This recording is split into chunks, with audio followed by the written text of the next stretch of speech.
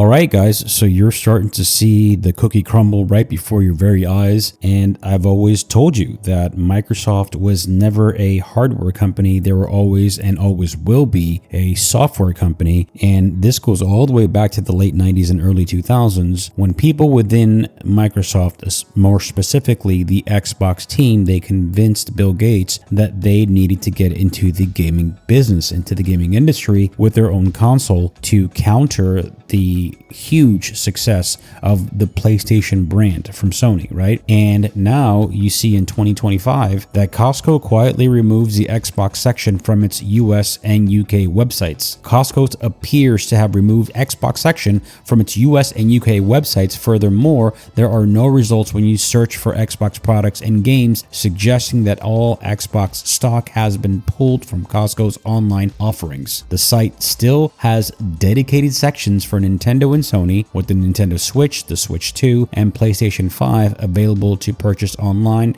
alongside their games. And for those who are saying that, oh, this is not a big deal, this is a nothing burger, let me remind you that Costco is one of the biggest companies in the world, and they're sitting at number 22, as you see here on this website that I always talk about, this company's market cap website. I forgot the actual name of the website, but you guys already know, Nvidia at number 1 with $4.3 trillion market cap. And it's always the American IT companies like Microsoft, Apple, Alphabet, Amazon, so on and so forth. Now, Microsoft is sitting at number 2 with $3.7 trillion, but that's because, they're going full steam ahead with AI. Don't forget, they own a huge portion of OpenAI, which is ChatGPT. They also supply a lot of the server farms with their Azure platform that a lot of people use, a lot of even government entities use, just like a lot of, just like the CIA uses Amazon Web Services with that new data center that they built, I believe in Utah, if I'm not mistaken, somewhere around there. It's like the new facility, massive server farms, and most of it is for AI actually. But, you see this happening, and it started when, I believe, when these companies, Sony, Nintendo, and also Microsoft, when they went with the x86 platform. And once that was official and they moved away from their proprietary operating systems and the way the architecture and the way they programmed and developed their games, it was open season, and it was only a matter of time before we reached the point in gaming where exclusives and the lack thereof no longer hold any value and add to the value proposition of a plastic box.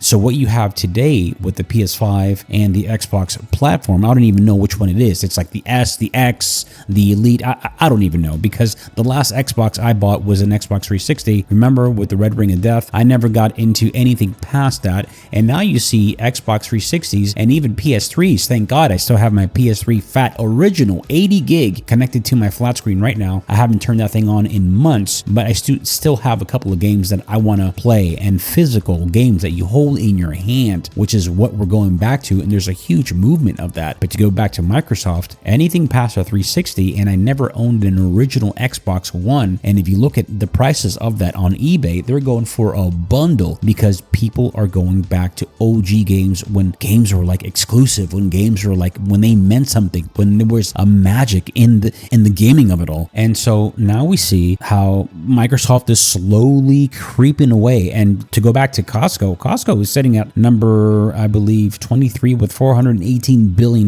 market cap, and they're one of the biggest companies in America. They're sitting at number 23, right in the neighbor of Johnson & Johnson, Home Depot, Samsung, Alibaba, Bank of America. These are big multinational corporations. So, when someone like Costco removes it, I go to Costco like every couple of weeks. So when I go there, I'm going to check out and see if they do indeed have it physically in stores. And if I do, I'll probably shoot a short and post my findings later on. But this is real, guys. This is a big move from Microsoft, and you have a lot of developers and publishers who are openly criticizing Microsoft, stating and going on record saying that, this Game Pass business doesn't work. It doesn't work. And, you see these like developers when they release a game, oh, thank you for 2 million players. Thank you for 3 million players online, right?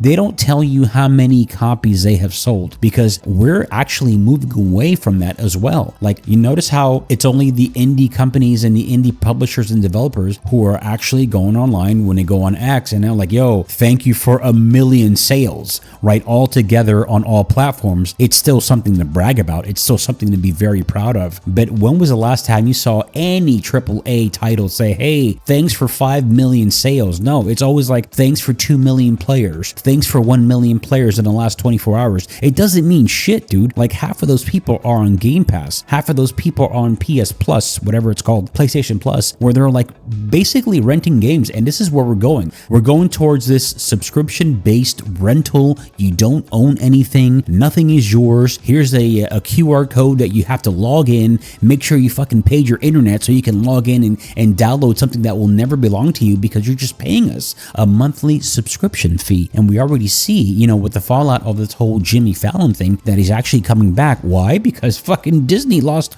over $1 billion in 24 hours of people canceling their Disney Plus subscriptions. So, you know, that's where the money is. And, you know, you got to hit them where it hurts. And so Microsoft knows this, and they're moving away, slowly inching away from physical media. And the next thing you know, they're going to be removing themselves from the console business altogether. And I have this working hypothesis that Microsoft is actually going to team up with all the major manufacturers that develop and manufacture TV panels. And they themselves are in business with NVIDIA and or AMD. And pretty soon, these televisions are going to be very powerful enough to stream, you know, a game via some server somewhere. And that's going to be the future of gaming. And listen, I think it was mobile. The last numbers I saw for mobile, it was over like $67 billion a year. And that is like, nothing touches mobile. And so they're going to bring that to your TV. And next thing you know, you can be able to buy probably Xbox branded controllers that talk to your TV panel, whether it's a Samsung, whether it's a Sony, whether it's a Philips, whatever it is, right? And that's going to be your modern day console, your TV. So no more needs for a beefy box. Now, keep in mind, they may still, you know, bring in a next generation console, but that will be the last one. Like, for example, we all know that Sony's already talking about bringing the PS6 next year or the year after, and then the same thing with Xbox. But the next Xbox, my prediction, my hypothesis, will indeed be the last one, because this whole Xbox everywhere, on your phone, on your tablet, on your laptop, on your computer, on your TV, this, that, and the third. Fuck what you heard. Xbox is gone. Peace.